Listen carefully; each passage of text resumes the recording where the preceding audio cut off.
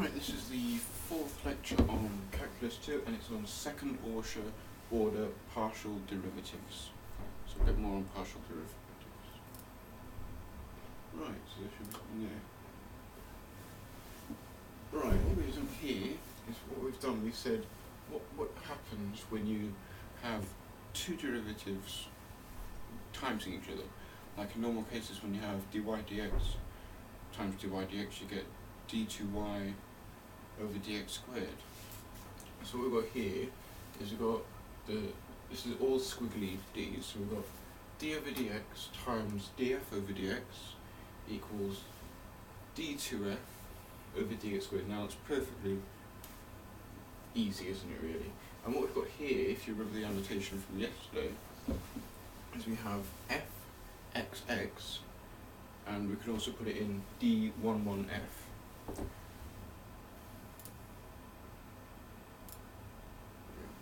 Now it's on the same here for y, so we have d over dy, df over dy, and they kind of multiply, and we have d2f over dy squared, and this will give us fyy, or d22f.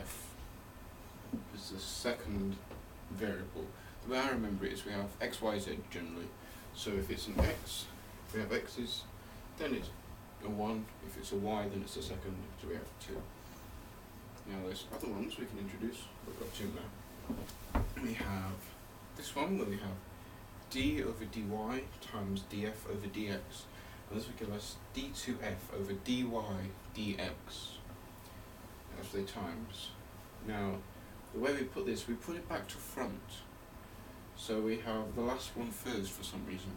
So we have f of xy, and the same with here as well, we do it back to front. So we have the x, so we've got the 1 and the 2 as the y. This just means you differentiate the x first, and then you differentiate the y's.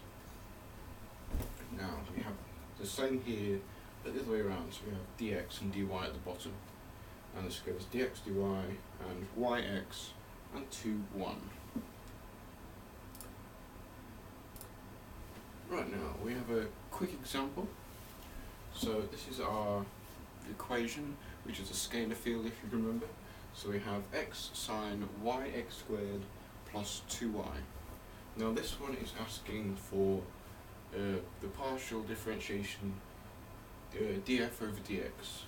So we're just differentiating all the x's and pretending the y's are constants really.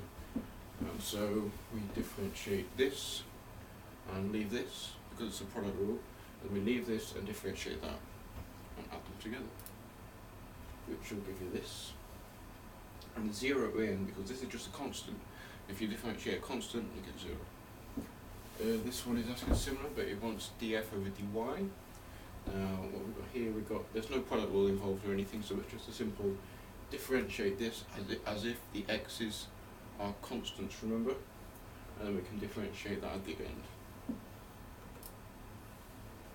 which will give you this, well, unless I've done a mistake.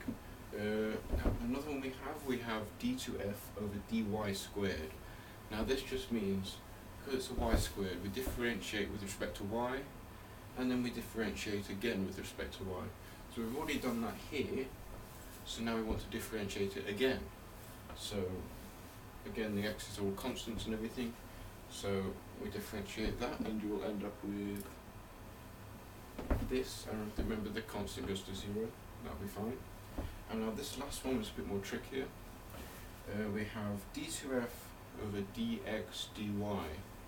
Now this means we have to do differentiate with respect to y first, and then with respect to x. So this one, we differentiate this with respect to x. So it's got the product rule, so it's a bit more trickier, but you should end up with this at the end. Now there's another thing that they told us, that if it's dx over dy, this is exactly the same as dy over dx. I did a little test with, I did x squared and y cubed, and well, did it this way and did dx dy and did dy dx, and they were exactly the same, so that's true. Just going backwards for some reason. Right, the total derivative. This is just a little formula he gave us. He told us that df over dt is the same as partial derivative df over dx, normal derivative dx over dt, plus partial df over dy times normal dy over dt. And what he told us here is that f of t is a function of r of t, where r of t is just a function of x and a function of y. So as if it's a vector. And we also know that f of t as f of xy evaluated along r of t. So we're using the f of t with the r of t in it. If that makes sense, kind of does in my head. Right, here's an example. We have f of xy, which is our scalar function, is e to the xy. We have r of t, which is our vector valued function, which is t squared and t. Now f of t, like I said before, it's the r of t inside the f. So we've got f of t squared t, which is what we've got. We've got the r of t inside the f, which gives us e to the t cubed. Now if you wanted to differentiate this, we move it around and it'll give us 3t squared times e to the t cubed. And that's what we want to head towards. So we're just going to prove this actually works.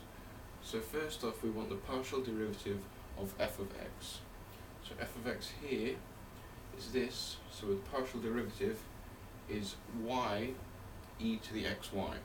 And if we use the r of t then, so we've got the x as t squared and the y as t, we put them in here and we get t e to the t cubed.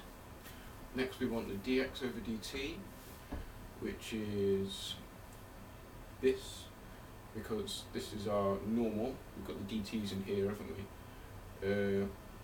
So we want to differentiate t squared, which will give us 2t. Then we want to add, we could times them I suppose first, which gives us 2t squared e to the t cubed, plus the partial derivative of d of f over d of y, which will be of this, which gives us x e to the xy. And then we put the t's in from here, which gives us t cubed e to the t cubed, no, t squared e to the t cubed. And then the last one we want is dy over dt, which is 1 because t. And then we want to add them together, so we want this one times this one, which, like I said before, was 2t squared e to the t cubed.